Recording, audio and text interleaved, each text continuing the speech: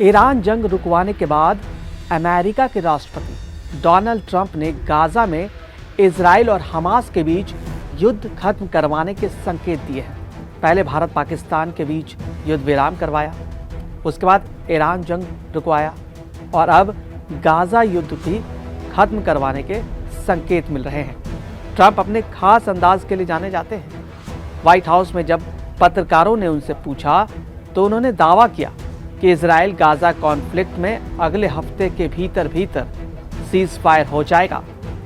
Trump ने कहा कि मैंने सीज फायर कराने की कोशिश में शामिल हूं, कुछ लोगों से बातचीत भी हुई है।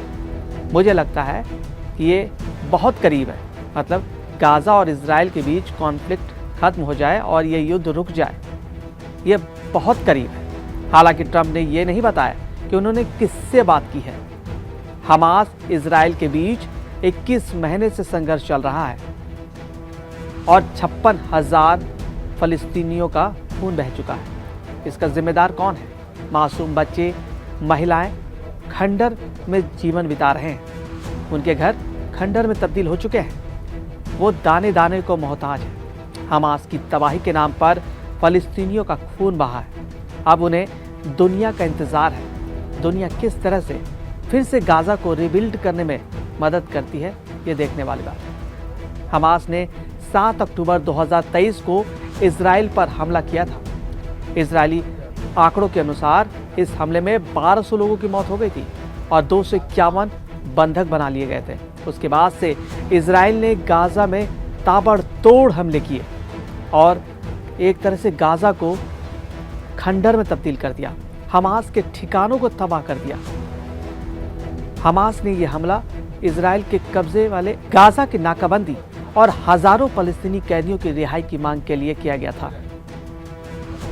इजराइल के हथियार डालने की शर्त से हमास ने इनकार कर दिया है। सीज फायर को लेकर ट्रंप की भविष्यवाणी ऐसे समय में आई है जब हमास और इजराइल दोनों ने बातचीत या किसी भी समझौते से साफ इनकार कर दिया है। ट्रंप के दावे को इजराइल पलट रहा है। वे किसी भी कीमत पर सीज फायर के लिए तैयार नहीं है। इजराइल हमास को नेस्त नाबूद कर देना चाहता है।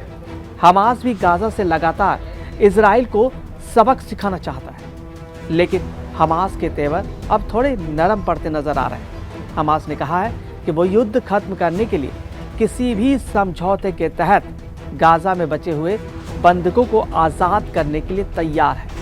हालांकि इजराइल का कहना है कि जंग तभी रुकेगी जब तक हमास हथियार डालकर हार नहीं मान लेता। हमास ने जंग में हथियार डालने से इनकार कर दिया है। ट्रंप ने नेतन्याहू से गाजा जंग खत्म करने के लिए कहा था। अमेरिकी राष्ट्रपति ने 10 जून को इजरायली पीएम बेंजामिन नेतन्याहू से फोन पर बातचीत की थी।